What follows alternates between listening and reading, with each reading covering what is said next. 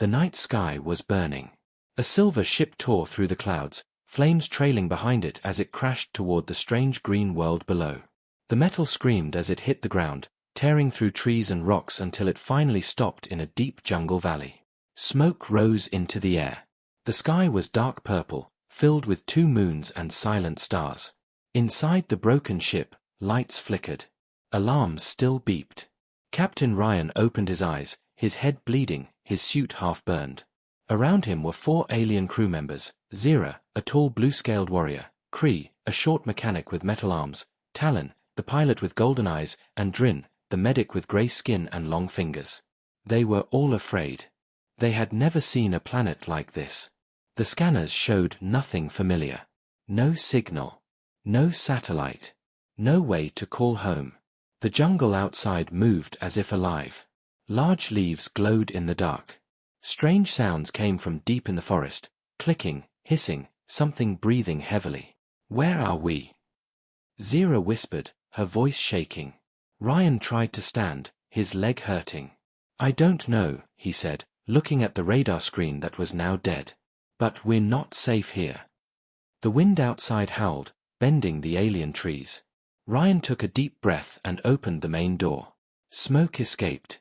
The air smelled thick, wet, and electric. Outside, mist floated near the ground. The crew stepped out slowly, their weapons ready. The ground was soft like mud, glowing faintly under their boots. "This jungle is alive," Kree muttered. Something rustled nearby. Everyone froze. "Show light," Ryan ordered. Kree turned on his lamp. The beam cut through the fog, showing long vines hanging like snakes, and giant flowers that pulsed as if breathing. Suddenly, a deep growl echoed through the trees. It was close. Too close. The crew aimed their weapons in all directions, but the jungle swallowed the sound again. Only silence remained. Ryan knelt and picked up a handful of soil. It was warm. "Thermal energy," he said quietly. "This planet has power under the surface." Zira looked around nervously. "We should go back inside the ship." Ryan shook his head. "No. The wreck will attract attention. We need higher ground." He looked up at the nearby hill covered in fog. "There. We move now." They started walking through the thick jungle, cutting vines and avoiding glowing insects that buzzed like electricity.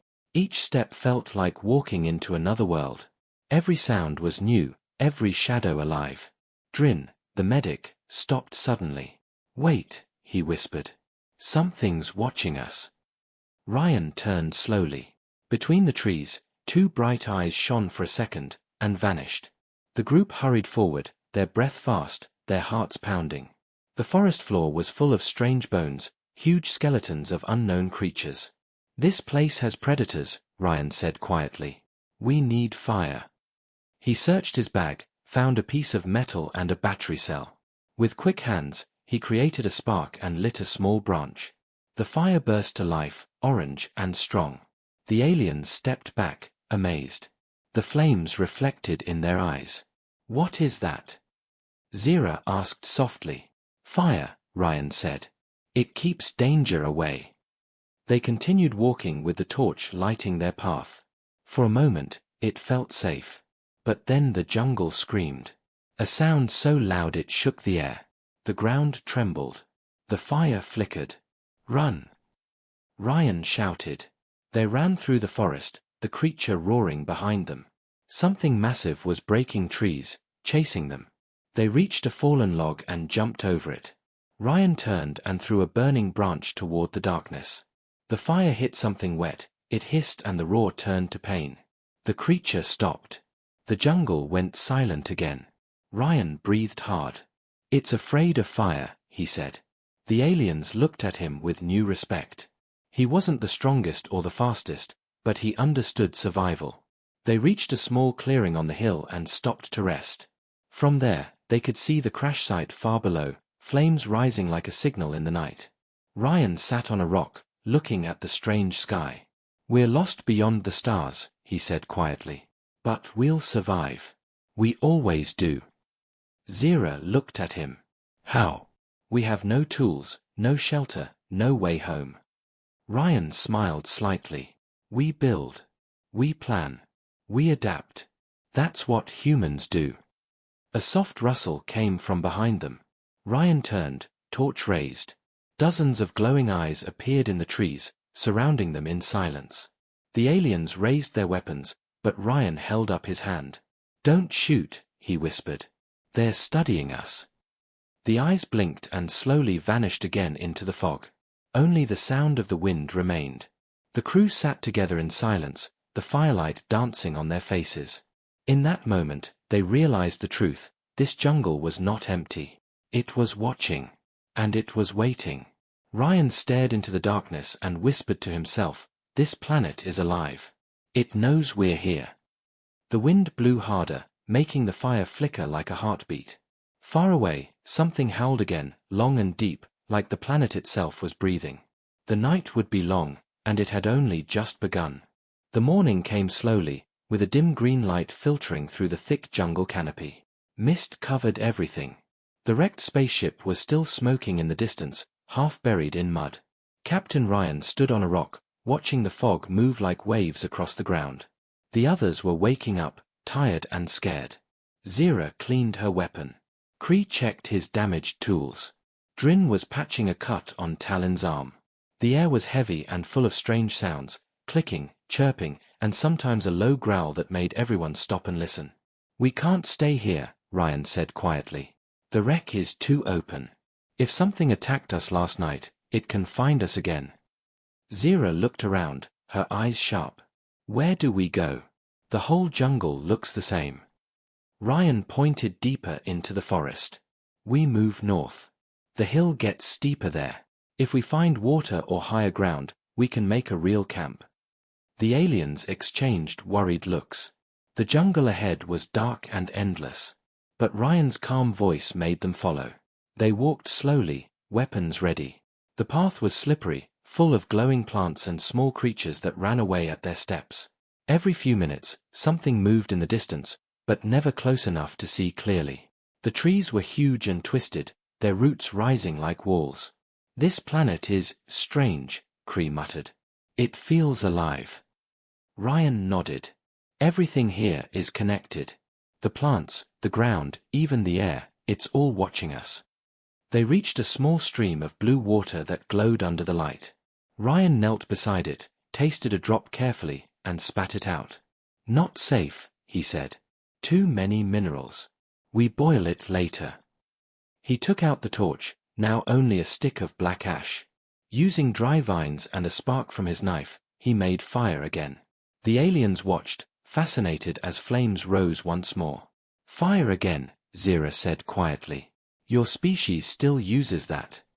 Ryan smiled faintly. "Fire is everything. It's warmth, light, protection." The firelight reflected in the water, making it look like liquid fire. They took a short rest before moving on.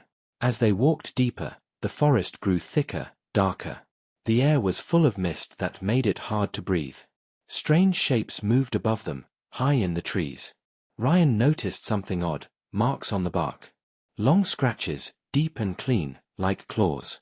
"Something hunts here," he said softly. "Stay close." Suddenly, Talon screamed. The group turned fast, he was gone. His weapon lay on the ground, still warm. The forest was silent again, too silent. "Talon!" Zira shouted, but there was no answer. Ryan raised his hand. "Quiet. Don't move." They listened. Then they heard it, something wet dragging across leaves, far ahead. Ryan picked up the weapon and slowly walked forward. The others followed, their breathing fast. When they reached a clearing, they saw a trail of broken branches and something burned into the ground. A melted shape, like acid, had eaten the soil. No sign of Talon. Only silence. "He's gone," Kree whispered. Zira hit a tree in anger. "We can't fight what we can't see." Ryan stood still, thinking. Then he spoke calmly. "We can't fight the jungle, but we can control what it fears." He took the weapon and burned a small patch of dry plants. The smoke rose high, white and thick. "Fire keeps them back. Smoke hides our scent." He began to build more torches. The others helped, cutting vines and wrapping them around branches. When all were lit, the light spread through the clearing. The dark shadows moved away slowly, as if afraid. "It works," Zira whispered. They decided to build a small camp there for the night. Ryan used his survival knife to cut large leaves and build a simple roof between trees. Kree used metal from his damaged arm to create a signal rod for lightning protection. Drin gathered edible fruits that glowed faintly in the dark. For a while, it almost felt safe. But then, while Ryan was checking the perimeter, he found something strange on the ground, a footprint. It wasn't from any of them. It was large, three-toed, and deep in the mud. He knelt to touch it. Warm. Fresh. "We're not alone," he whispered. He called Zira quietly and showed her the mark. Her face went cold. "This isn't a beast's footprint," she said. "This is intelligent." Ryan looked around.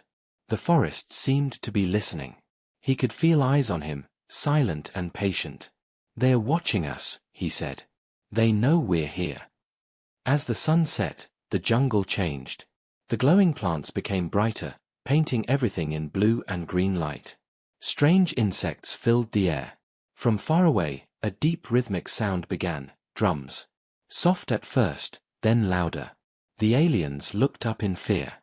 "What is that?" Kree asked. Ryan watched the direction of the sound. Communication. "They're talking to each other." The drums stopped suddenly, leaving only the sound of fire crackling. Then came another sound, whispers, soft and close, circling their camp. Ryan grabbed his torch and turned fast, but saw nothing. "Stay near the fire," he ordered. Zira stood back to back with him, her weapon shaking slightly. Hours passed like that, the night stretching forever. No one slept. At one point, Drin thought he saw something move between the trees, a tall shadow with glowing eyes, but when he blinked, it was gone. Near midnight, the fire began to die. Ryan quickly added more dry wood, but as he did, he noticed something was wrong. One of their torches was missing. He looked around the camp, counting. 1, 2, 3, 4 torches. But they had 5. "Where's the 5th?" he asked quietly. Kree looked confused. "I left it right here." Ryan's face hardened. "It's been taken." The realization hit them all at once. Something, or someone, had entered their camp silently, taken their fire, and left without a sound. Ryan stood at the edge of the camp, staring into the dark jungle. The air felt heavier now. "They're testing us," he said slowly. "They want to know what we can do." The others looked at him, fear growing in their eyes. "What do we do now?" Zira asked. Ryan looked into the fire, his expression calm but cold. "We prepare," he said. "Tomorrow, we build stronger shelters. And we never, ever let the fire go out." The jungle answered with a low, distant roar that shook the ground beneath them. Ryan didn't move. He just stared into the darkness, firelight glowing in his eyes, and whispered to himself, "The hunt has begun." The night was long and heavy. The jungle never slept. Strange calls echoed through the mist, some distant, some dangerously close. Captain Ryan sat awake beside the fire, his eyes fixed on the shadows beyond the flickering light. The aliens rested in silence, too afraid to sleep. Every crackle of the fire sounded like a whisper. Every movement in the trees felt like a threat. When dawn finally came, the sky turned a pale green instead of blue. The light that filtered through the tall leaves looked sick and cold. Ryan stood up, stretching his sore muscles. "Wake up," he said softly. "We start early." Zira opened her eyes first. "No attacks last night," she said, surprised. Ryan nodded. "Fire worked. But something took one torch. They're watching us." Kree looked uneasy, rubbing his metal arm. "Maybe they fear the light." Ryan looked into the trees. "No. They study it. They're learning."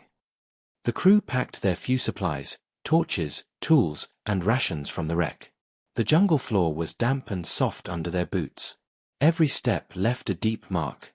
Ryan led them north, his torch high. The air smelled strange, like burned metal and flowers. After some distance, they reached a darker part of the jungle where even the glowing plants dimmed. The trees were taller here, their roots twisting like snakes. We'll set camp here tonight, Ryan said, marking a spot between 3 massive trees. The aliens looked uneasy. This place feels wrong, Drin said, his voice trembling. It's quiet. Ryan smiled faintly. Quiet is better than noise. Noise means danger. He began gathering dry branches while Kree used his small tools to sharpen metal pieces for traps. Zira stood guard, scanning the forest with her weapon. Suddenly, something dropped from above, a small carved object, like a piece of bone shaped into a figure. It landed near Zira's feet. She picked it up slowly. It was a small statue of a creature with 3 eyes and sharp teeth. Someone left this here, she said. Ryan examined it. A warning or a message, he said. Either way, they know we're here again. They built their fire stronger this time, surrounding it with rocks. Ryan taught the crew how to keep smoke low and controlled. He made small wooden spears and set them in the ground pointing outward. What are these for? Kree asked. Traps, Ryan said. Anything that comes close will hit the spikes first. As night approached, the jungle began to glow faintly again, but this time the light looked more alive, like it was moving through the plants. Ryan noticed eyes in the dark, small, quick, watching. They're closer tonight, he whispered. The crew gathered near the fire. Zira stared into the flames. Fire, she said softly. So simple, yet so powerful. Why didn't we think of it? Ryan smiled faintly. Because your people never had to fight the dark like humans did. On Earth, we learned the hard way, fire means life. The warmth of the flames made the air shimmer. For a few moments, there was peace. Then the sound came again, the deep drums. Slow and rhythmic. Boom, boom, boom. The aliens jumped up, their weapons ready. Ryan raised his hand. Don't shoot, he said. They're not attacking yet. The drums stopped suddenly. Then came the whispers. Soft, like wind moving through dry leaves. Ryan stood still, listening. They're speaking, he said quietly. It's a language. Drin shook his head. How can you know that? Ryan's eyes narrowed. I've heard fear before. This isn't it. They're curious. Then, in the middle of the silence, something moved at the edge of the firelight. A tall shadow. It stepped forward slowly. The crew aimed their weapons. Ryan didn't move. The figure stopped where the firelight touched its feet. It was humanoid but taller, its skin covered in bark-like armor, and its eyes glowing faint yellow. It stared at them for a long moment, then raised a hand. Ryan raised his own hand in peace. For a second, everything was still. Then a shriek came from behind them. Another creature attacked from the trees. Chaos erupted. The aliens fired their weapons, flashes of light filling the night. Ryan grabbed a burning branch and swung it. The fire scared the attackers back. Stay near the flames, he shouted. Zira fought with precision, her weapon slicing through the air. Kree's metal arm turned into a shield. Drin pulled Ryan back just as claws slashed past his face. The creatures were fast but avoided the fire. Ryan threw torches in every direction, creating a ring of light. The attackers hissed and disappeared into the darkness again. Silence returned, except for the crackling of fire and heavy breathing. They didn't attack to kill, Ryan said after a moment. They wanted to see how we fight. Zira frowned. They lost some of their own for that. Ryan shook his head. No. They didn't lose. They learned. The night went on quietly after that, but no one slept. The jungle seemed alive with unseen eyes. By morning, the fog was thick again, covering the ground like white smoke. Ryan walked outside the camp to check the traps. What he found made his stomach tighten. One of the spikes was missing, pulled clean out of the ground. On it was carved a new symbol, drawn in ash. 3 circles connected by a line. He didn't know what it meant, but it was deliberate. Someone had been inside the camp again. He returned to the group. They came while we slept, he said. We can't stay here anymore. Kree looked frustrated. We can't keep running forever. Ryan nodded. Then we stop running. We make the fire our wall. He pointed to the forest around them. We'll make a barrier. Burn a path through the brush. Anything that comes through will have to cross fire. The aliens hesitated but followed his orders. They worked through the day, cutting plants and setting controlled flames in a circle around the camp. The smoke rose high, and the jungle creatures stayed away. By nightfall, their small base looked like an island of light in a sea of darkness. When the fire burned bright again, Ryan sat near it, staring into the flames. "They'll come again," he said quietly. "But next time, we'll be ready." Zira looked at him curiously. "Why are you so calm?" Ryan poked the fire with a stick. "Because this is what humans do. We adapt. We survive." The fire popped, sending sparks into the air. Far in the jungle, something howled again, but this time, it sounded uncertain. The creatures had learned fear. Ryan smiled slightly. "Good," he whispered. "Now they know we're not prey." The others looked at him, feeling a strange comfort in his confidence. The night passed slowly, but no attacks came. Only the sound of the fire and the quiet hum of life in the jungle. As the 2 moons rose above the trees, Ryan looked up and thought of home, Earth, stars, and the warmth of another fire long ago. He didn't know how long they could survive here, but one thing was certain. The jungle would remember the night it saw fire for the first time. The next morning began with a strange calm. The jungle was quiet, as if it was holding its breath. Captain Ryan woke before the others and stepped outside the camp's circle of ash. The air was heavy with mist and smoke from the burned perimeter. He listened carefully but heard nothing, not the usual hum of insects or the distant growls. It felt unnatural, like the forest was watching in silence. He looked back at their small camp, half-broken ship metal, torches, and shelters made from giant leaves. They had survived the night, but Ryan knew it was only the beginning. Soon the jungle would test them again. When the others woke up, Ryan already had a plan. "We can't live like this," he said. "We need proper shelter, not just fire and leaves." Zira looked at him, confused. "Shelter? Out here?" Ryan nodded. "If we want to last, we build. We make a home." The aliens stared at him, unsure, but something in his voice made them follow. They started collecting pieces from the wreckage, metal plates, wires, broken panels. Ryan used the ship's outer walls to make a base frame between 2 giant trees. Cree, using his mechanical arms, bent the panels into curved shapes. Drin gathered sticky vines that worked like rope. Zira stood guard, scanning the tree line for any movement. By noon, they had built the start of a small shelter, a roof of ship metal, walls made from fallen trees, and a fire pit in the center. "Not bad," Ryan said, wiping sweat from his face. "It's a start." The aliens looked at it, amazed. To them, humans were considered primitive beings, emotional, fragile, and impulsive. Yet here, in this deadly place, it was the human who led, who taught, who planned. Zira finally spoke. "You build like you've done this before." Ryan smiled faintly. "I have. On Earth, survival was a lesson learned the hard way." They continued working until the sun began to fade.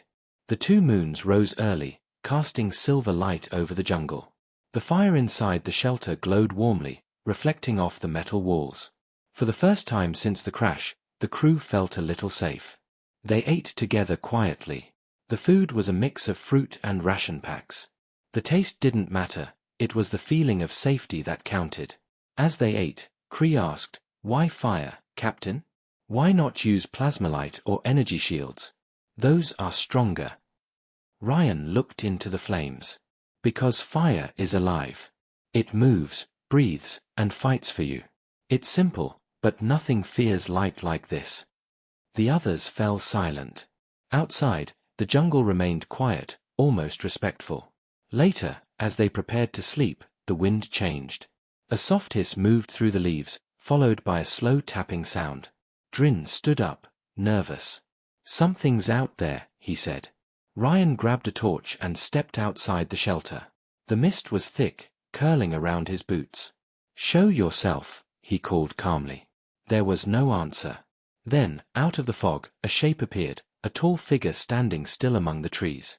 Ryan raised his torch higher. The figure was covered in moss and bark, its eyes dimly glowing green. It didn't move, didn't speak. Just watched. Zira came out beside Ryan, weapon ready. "It's one of them," she whispered. Ryan didn't respond. He took a slow step forward, the torch lighting the space between them. The creature tilted its head slightly, almost curiously, then stepped back into the mist and disappeared. Ryan lowered his torch. "They're not attacking," he said. "They're studying us again." The crew stayed close together after that. The fire burned brighter, and the night went on without another sign of movement. But when morning came, they found something strange outside the camp. On the ground, drawn in ash and small stones, was a symbol, a circle with 3 lines across it. Ryan stared at it for a long time. "They are communicating," he said quietly. "But what does it mean?" Drin looked worried. "Maybe it's a warning." Ryan nodded. "Maybe. Or maybe they're telling us we're in their land." The day grew hotter. Clouds gathered above the jungle, thick and dark. The air smelled of metal and ozone. "Rain's coming," Ryan said. The aliens looked up, curious. They had seen storms before on other planets, but never one that felt like this. The sky turned black in minutes. Thunder rolled. The first drops fell, sizzling where they hit the ground. "Acid rain." Kree shouted. Ryan grabbed a metal sheet and pulled it over the fire. "Inside, now." The crew rushed into the shelter. The rain came down hard, burning holes in leaves and melting small plants. It hissed against the metal roof, sending up clouds of steam. Inside, the heat grew intense, but they were safe. Zira looked at Ryan with surprise. "You knew?" He nodded. "The air smelled acidic. We learned that smell long ago." Kree stared at him. How can one species know so much about surviving everywhere? Ryan smiled faintly. "Because humans had to. We were weak once. The world forced us to adapt or die." The storm lasted for hours. When it finally stopped, the jungle was silent again, covered in steam. The fire was still alive, protected by Ryan's quick thinking. They stepped outside carefully. The ground smoked where the rain had fallen. The trees glistened with strange color. Everything looked new and dangerous. As they checked the area, Drin froze. "Captain," he said quietly, pointing. Near the edge of the forest stood 3 tall figures, unmoving, half hidden in the mist. They were watching the camp, just like before, but now they held torches of their own, green flames burning without smoke. Ryan's eyes narrowed. "They're learning faster than I expected." The creatures turned and disappeared again into the jungle, leaving behind only the echo of their steps. Zira looked uneasy. "If they can make fire too," Ryan cut her off. "Then we'll make something better. Strategy. Defense. Knowledge. That's what keeps us ahead." That night, the crew reinforced the shelter, making walls thicker and traps sharper. Ryan taught them how to make smoke signals for visibility and how to use vines to create triple arms. They worked together without rest. As the firelight flickered on their faces, the crew realized how much they had changed. Fear had turned into discipline. Panic into planning. And it was all because of the human among them. When the work was done, Ryan stood outside, watching the stars through the mist. "We'll survive this," he said quietly. "But we must be ready for what comes next." Behind him, Zira asked softly, "And what comes next?" Ryan looked toward the jungle, where green flames still flickered in the distance. "They've seen what we can do," he said. "Now they'll decide if they want to learn, or to kill us." The jungle rustled as if answering him. The night wind carried a low growl, mixed with the faint beat of drums once more. The game of survival had just changed. The jungle was no longer quiet. It breathed, it listened, and it watched. Days had passed since the acid rain, but peace never returned. The crew's new shelter stood strong, surrounded by traps, smoke walls, and burning torches. Yet everyone knew the creatures were still out there, waiting. Captain Ryan woke before dawn, staring at the fading embers of the fire. The air was colder than usual. Even the insects had gone silent. He walked outside and checked the perimeter.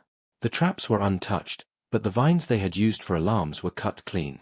Whoever was out there had learned to move without sound. Zira stepped beside him, her weapon ready. They were here again, she said. Ryan nodded. Yes. They're testing the defenses. He looked toward the trees. They'll come soon. The others woke to the smell of smoke and fear. Cree, tired and frustrated, muttered, "We can't live like this forever, Captain. We need to find a way out." Ryan turned to him. "There is no way out. Not until we understand this planet." Drin frowned. "Understand it? We need to leave it." Ryan shook his head. "If we run without knowing what's here, we die. Survival is more than running, it's learning." He walked to the center of the camp and began preparing weapons made from metal shards and sharpened bones. The aliens watched, slowly realizing how calm he was under pressure. The sky stayed gray that day, and the jungle seemed to whisper. Around noon, while Cree was collecting vines for traps, he froze. "Captain," he whispered through his communicator. "I think I found something." Ryan and Zira hurried to him. What they saw made them stop. In front of Cree was a large circle carved into the ground, filled with black stones and symbols. In the middle lay a skull, elongated and alien, yet disturbingly human-like. "A warning?" Zira asked. Ryan knelt down and examined the markings. "No. This is a message." He touched one of the symbols. It was warm. "They know we're studying them," he said softly. "They're studying us back." As he stood, the wind shifted. The air filled with a low hum, like hundreds of wings moving together. The trees swayed even though there was no breeze. "We're not alone," Ryan said calmly. A second later, something shot past them, a spear made of bone, sharp and glowing faintly green. It hit a tree with a hiss, burning the bark. "Back to camp!" Ryan shouted. They ran through the forest, branches slapping against their suits. Behind them came the sound of feet, many feet, moving fast through the mist. When they reached the camp, Zira took command of the defense line while Ryan lit the firewall. The flames roared up, surrounding the shelter. Shapes began to appear through the smoke, tall figures with glowing eyes and long weapons. The aliens fired warning shots, but the attackers didn't stop. Ryan grabbed a burning stick and threw it forward, creating a wall of light. The creatures hesitated, hissing. "Hold your fire," Ryan ordered. He watched carefully as one of the creatures stepped forward. Its armor was made of bones and vines, its skin rough like stone. It carried a staff carved with symbols. "They have a leader," Ryan said. "Don't attack unless I say so." The leader raised its hand, pointing at the fire. Then it spoke, a low, rough voice, full of echoes. The crew couldn't understand, but Ryan listened closely. He caught patterns, rhythm. "It's language," he said. "They're saying something about fire." Zira looked at him in disbelief. "You understand them?" "Not fully," he said. "But I know tone. This isn't a warning. It's anger." The creature slammed its staff on the ground, and the others roared. Arrows and spears flew. The camp exploded in chaos. Ryan shouted, "Smoke! Use the smoke!" Cree broke a container of burning leaves, creating a thick white cloud. The attackers lost sight of them. Ryan moved fast, leading the crew through the side exit. "To the rocks," he shouted. They ran toward a cluster of stone pillars nearby, using them for cover. The creatures didn't chase far. When the smoke cleared, they vanished back into the trees. The battle was over, but it was only a test. Ryan looked at his team. Zira's arm was cut, Drin was burned slightly, and Kree's shoulder sparked from a broken joint. "They didn't try to kill us," Ryan said. "They wanted to see how we fight." Zira glared. "Then next time, we make them regret it." Ryan shook his head. "No. We use strategy." That night, as the fire burned low, Ryan gathered the crew. "We know they can think, organize, and plan. That means we can outthink them." He drew a simple map in the dirt. They attacked from the west, used wind direction to hide their smell, and retreated before dawn. "That's not random. That's command." Drin leaned closer. "You sound like you've fought something like this before." Ryan's eyes were dark. "Humans have fought everything, nature, machines, each other. Every war teaches something." He looked up at the others. "Tomorrow, We don't wait for them. We go into the jungle and find where they come from. The others hesitated but agreed. At dawn, they set out with torches, moving quietly through the mist. The air was colder, heavier. The deeper they went, the stranger the jungle became. The trees twisted into shapes like faces, and the ground pulsed faintly underfoot. After an hour, they found signs of movement, small camps made of bones, strange weapons stuck in the ground, and totems made of skulls. The smell of smoke was in the air, but not from their fire. Zira spotted movement ahead. There, she whispered. Between two trees was a small clearing where several of the jungle creatures moved around a pit of green flame. Ryan watched from the shadows, his mind working fast. This is their tribe, he said. They live in groups. The leader commands from that pit. He pointed toward the largest one, the same creature that had led the attack. We learn, then we leave. But as they turned to go, one of the creatures looked directly at them. Its eyes locked with Ryan's. It hissed, then screamed.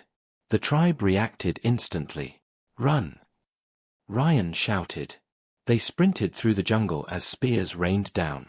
Cree threw a flash grenade from his arm, blinding their pursuers. They ran until their lungs burned, finally stopping near a small cave hidden behind roots. Inside, they caught their breath. Zira looked at Ryan. Now they know where we are. Ryan nodded slowly. Good. Let them come. We'll be ready. He looked around the cave. It had deep tunnels and dry ground. Perfect for defense. This will be our new base. He stared into the dark tunnel and said quietly, but we need to understand their weakness before they come again. From outside, faint drums began once more, echoing through the jungle. Each beat felt closer than before, like the planet itself was preparing for war. The cave became their new home, dark and silent except for the sound of dripping water echoing through the tunnels. Ryan studied the walls by torchlight, noticing ancient carvings faintly scratched into the stone. Symbols. Circles. Lines. Repeating shapes. They looked similar to the ones they had seen on the trees and in the jungle clearings. These caves belonged to someone long ago, Ryan said quietly. Zira shined her light on the carvings. Maybe the same creatures that live here now. Ryan nodded. Maybe. Or maybe whoever came before them. The air was cold and damp, but the cave offered safety. The crew worked to fortify it, setting up torches near the entrance, laying traps made of sharp bones, and sealing smaller openings with rocks. Cree used parts of his damaged robotic arm to create motion sensors from ship fragments. It wasn't perfect, but it worked. They had learned from every encounter. They knew now that the jungle's hunters were not mindless beasts, they were intelligent, organized, and territorial. Days passed as the crew recovered. The fire never went out. Ryan made sure of it. Each night, he walked to the entrance and stared into the misty jungle, knowing they were being watched. The creatures didn't attack again immediately, but their presence was everywhere. Tracks near the river, distant drums, shadows in the trees. The calm before the storm. One morning, Drin rushed into the cave, his voice trembling. Captain, you need to see this. Outside, near the stream, the ground was covered in strange symbols drawn with dark ash. At the center lay something wrapped in leaves. Ryan approached carefully and unwrapped it. Inside was a creature, small, young, wounded. It breathed weakly, its skin covered in burns from fire. The crew stepped back, confused. It's one of them, Zira said. Why would they leave it here? Ryan knelt beside the injured creature. A message, he said softly. They want to show they can be hurt too. The young alien opened its eyes, glowing faint yellow. It whispered something in a rough voice, trembling. Ryan leaned closer, trying to understand. You, burn sky, bring death, the creature said before going still. The jungle fell silent again. Ryan stood slowly. They think we caused something, he said. Something worse than fire. Drin frowned. Burn sky. What does that mean? Ryan didn't answer. His thoughts were racing. We need to know what happened here before us, he said finally. This planet isn't wild, it's history. That night, as they sat around the fire, Ryan explained his theory. These creatures were not always like this. Maybe their ancestors were survivors of something, something caused by humans. The aliens looked at him in disbelief. Humans? Here. Impossible, Kree said. Ryan shook his head. Not impossible. We've colonized thousands of worlds. Some missions were abandoned. Some went dark. What if this planet was one of them? Silence filled the cave. Zira's expression hardened. If that's true, they might see you as an enemy. Ryan nodded slowly. Yes. And if they remember humans as destroyers, then they'll never trust us. Before they could discuss further, a loud sound shook the cave, a deep roar followed by rumbling. Rocks fell from the ceiling. They are here. Zira shouted. The crew ran to the entrance as shadows moved outside, dozens of them. The attackers came in waves, their weapons glowing green, their bodies covered in bone armor. Ryan grabbed a burning torch and threw it forward, lighting the path in fire. Hold the line, he commanded. The aliens fought with everything they had. Blades clashed. Fire roared. The cave entrance filled with smoke and screams. Kree used his arm cannon to blast holes in the ground, creating a barrier of rubble. Drin dragged the wounded back while Zira fought beside Ryan, covering his flank. The creatures came from all sides, fearless and fast, but Ryan used the terrain. Fall back to the narrow tunnel, he shouted. The crew retreated deeper inside where the passage narrowed. Only 1 or 2 attackers could enter at once. Ryan set the ground on fire using ship fuel. The flames spread fast, forcing the enemies back. For a few seconds, the battle paused. The fire burned bright, filling the cave with light and smoke. We hold, Ryan said, breathing hard. But then they heard it, a new sound, deeper, heavier. From the darkness outside stepped a massive creature, larger than any they had seen. Its eyes glowed white, and its body was covered in armor made of black stone. It roared, shaking the cave walls. Zira whispered, the leader. Ryan's jaw tightened. No, he said. Something worse. The giant creature picked up a burning rock and crushed it in its hand, unfazed by the fire. Fire doesn't scare this one, Kree said in fear. Ryan's mind raced.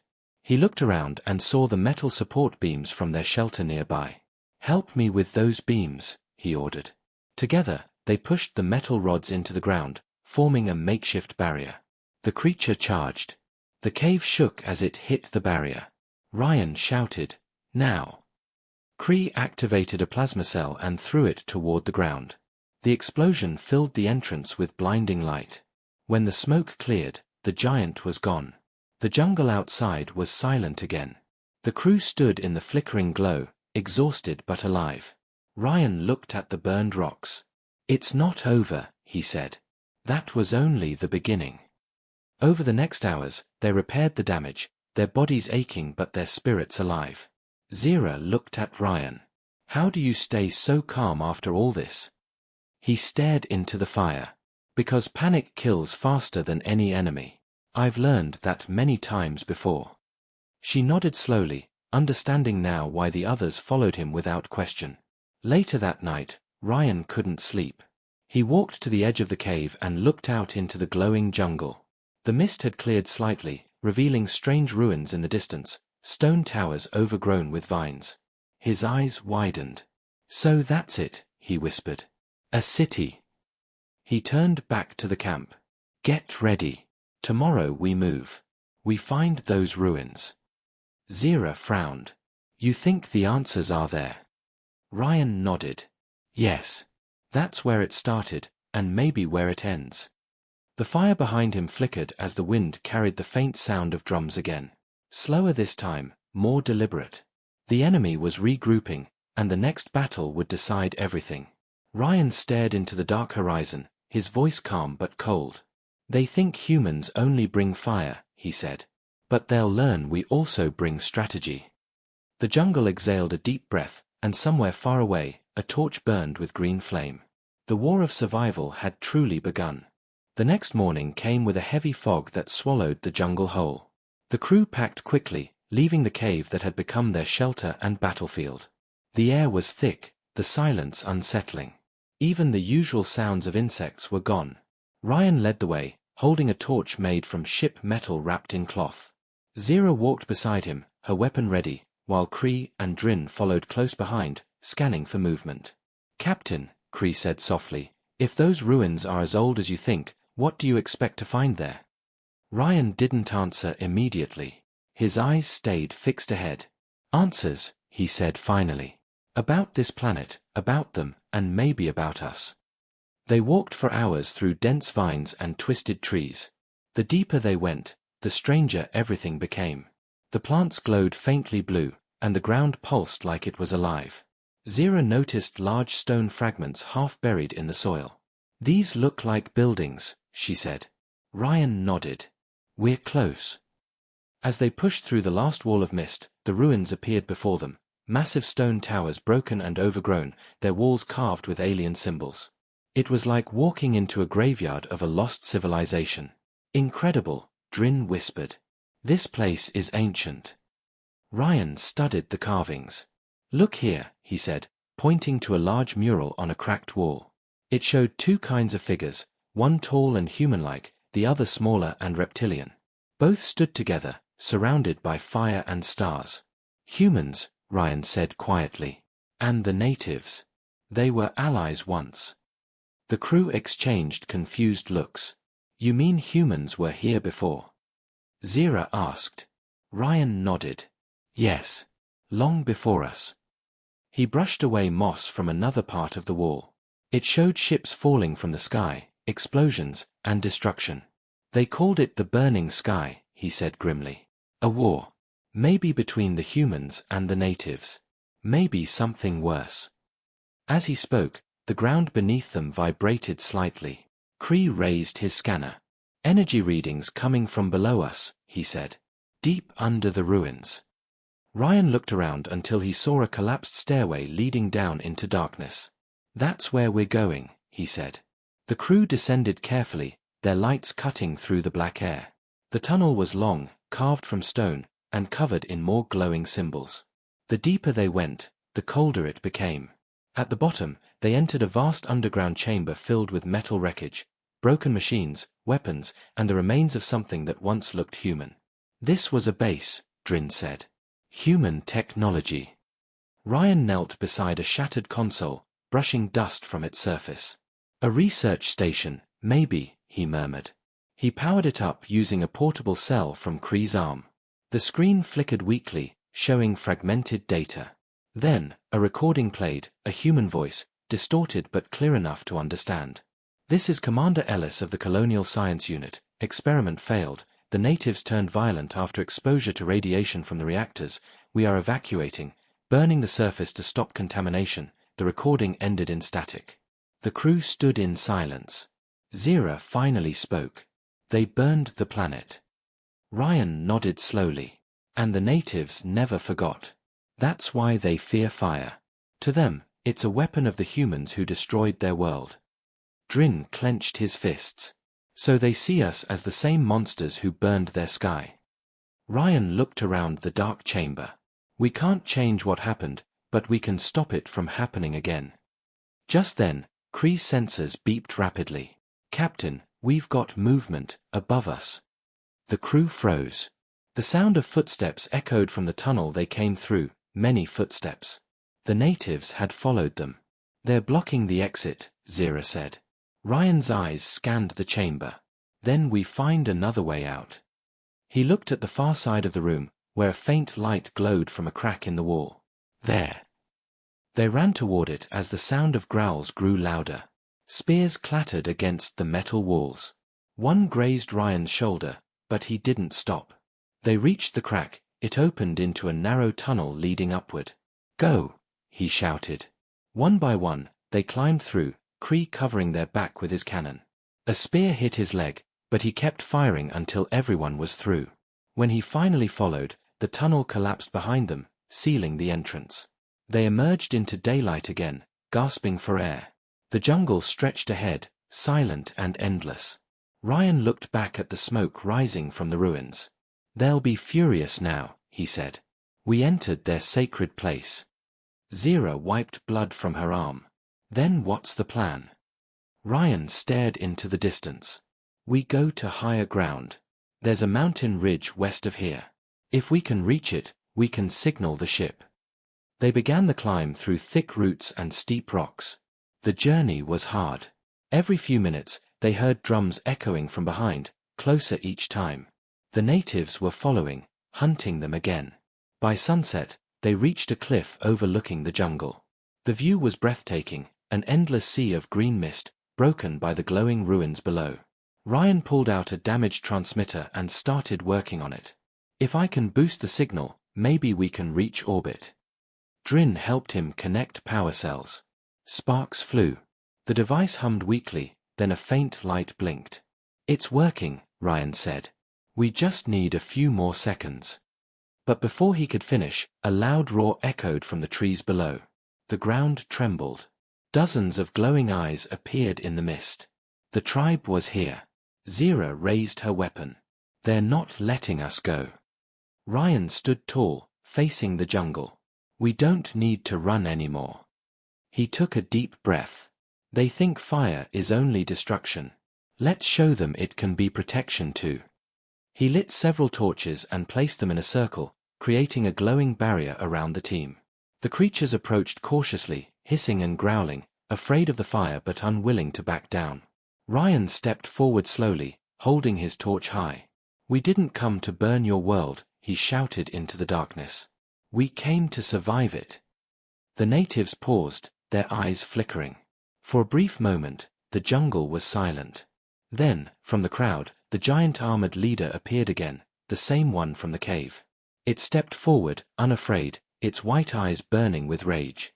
Ryan tightened his grip on the torch. This ends tonight, he whispered. The creature roared, charging forward as the firelight flared bright. The jungle erupted in chaos once more, flame and shadow colliding under the broken sky. And as the battle began, far above in the clouds, a faint signal pulsed from Ryan's transmitter, reaching into the void, carrying a single message: survivors found. Send help. The jungle burned like a living thing. Flames danced across the trees, painting the sky in orange and red as smoke curled into the heavens. The roar of the native warriors echoed through the valley, mixed with the crackle of fire and the hiss of molten sap dripping from shattered branches. Ryan stood in the middle of the chaos, his body aching, his torch blazing in his hand. Around him, Zira and Kree fought with desperate precision, every strike and shot a fight for survival. The giant leader creature charged through the smoke again, roaring loud enough to shake the earth. Its armor glowed under the firelight, thick black plates that deflected bullets and flames alike. Ryan dodged as the creature's weapons smashed into the ground, shattering rock. Kree! The ridge! Ryan shouted. Kree, half damaged and limping, pointed his arm cannon toward the cliff and fired a blast that sent stones tumbling down on the advancing horde. It slowed them for only a moment, but that moment was enough. Ryan turned to Zira. Keep them back. She nodded and threw a burning spear toward the front line, the flame bursting like a wave. The creatures screamed, retreating for an instant, but the giant leader did not stop. It came again, faster this time, swinging its blade in a wide arc. Ryan ducked, the edge grazing his shoulder, tearing his suit. Pain shot through him, but he ignored it. He rolled to the side, grabbed a metal shard from the ground, and jammed it into the creature's leg joint. The alien roared and struck him with the back of its hand, sending him crashing into the dirt.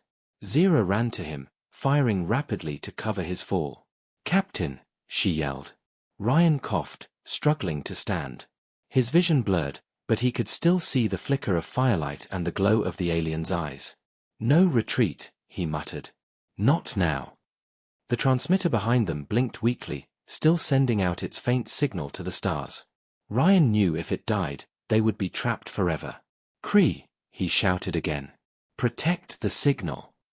Kree turned, shielding the transmitter with his damaged body, sparks flying from his circuits as arrows hit him. You'll have your signal, Captain, he said, his voice breaking. Even if I have to burn for it. The giant creature roared again, raising its weapon. Ryan gritted his teeth. Fire, he whispered. They fear fire. He grabbed the plasma cell from his belt, the last one, and hurled it straight at the creature's chest. The explosion was deafening. A burst of white light engulfed the area, throwing both sides backward. The shockwave tore through the jungle, flattening trees and scattering the attackers. When the light faded, the giant stood trembling, half of its armor melted, smoke rising from its wounds. Ryan staggered forward, breathing hard. "It's over," he said. But the creature wasn't finished. It looked up, eyes burning brighter than ever. It pointed at Ryan and growled something deep and low, a single word that sounded almost human: destroyer. Then it lunged again. Ryan braced himself, but before it could strike, Zira appeared between them. She drove her blade deep into its chest, twisting hard. The creature froze, its roar dying in its throat. It stumbled backward, eyes dimming, and then collapsed into the flames. Silence fell for the first time in hours. The remaining natives stopped fighting, watching their leader fall. One by one, they lowered their weapons, retreating slowly into the mist. The firelight reflected in their glowing eyes as they vanished among the trees, leaving only smoke and ashes behind. Ryan fell to his knees, exhausted. Zira knelt beside him, breathing heavily. "It's done," she said quietly. "For now," he replied. Behind them, Cree lay near the transmitter, his metal arm sparking weakly. Ryan crawled to him. "Cree," he said, "talk to me." Cree's voice came out faint but steady. "Signal, sent. Ship, will come." Ryan gripped his shoulder. "You did good, soldier." Cree's eyes flickered once, then went dark. The sound of the jungle returned slowly, the whisper of wind, the soft crackle of dying fires, the distant cry of unseen creatures. Drin appeared, limping, his arm burned. "We did it," he said softly. "They're gone." Ryan looked around at the destruction, the ruined ridge, the burned trees, the bodies of fallen warriors, human and alien alike. "No," he said. "We survived. That's all." Hours passed as they buried their dead and repaired what little they could. The sun rose slowly, pale and distant through the smoke. The once green jungle was now a field of blackened earth, but among the ashes, small sparks of life glowed, the glowing plants that had always defied the darkness. Ryan watched them for a long time. "Life never stops," he murmured. Zira came to stand beside him. "You think they'll come back?" she asked. He nodded slightly. "Maybe. But now they know we didn't come to destroy. We fought to live. That's a language everyone understands." Drin looked at the horizon. "Do you think the ship got the signal?" Ryan smiled faintly. "It has to." As if in answer, a deep rumble rolled through the sky. They all looked up. Through the clouds, a faint light appeared, metallic, shimmering, unmistakable. A ship. Ryan exhaled slowly, almost not believing it. "They found us," he said. The ship descended slowly, breaking through the clouds, its engines humming like thunder. The survivors waved their torches, signaling their position.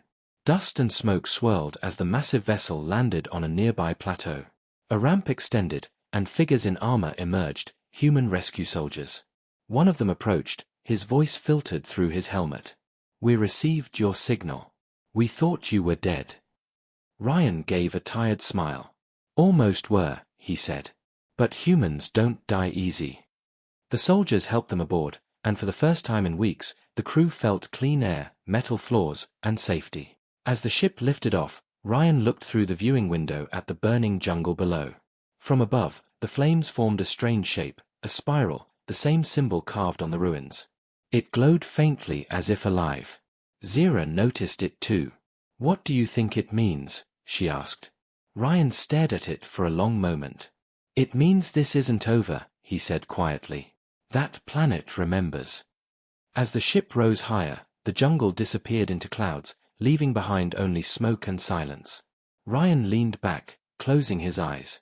The war for survival was done, but the mystery of that world would haunt him forever. He whispered to himself, lost beyond the stars, but found in fire. Outside, the planet faded to a small blue-green dot among the endless stars, alive, watching, waiting for the day humans might return. And somewhere deep in its burning heart, the surviving natives gathered around the ruins, their glowing eyes reflecting the rising sun, whispering one word to the sky: human.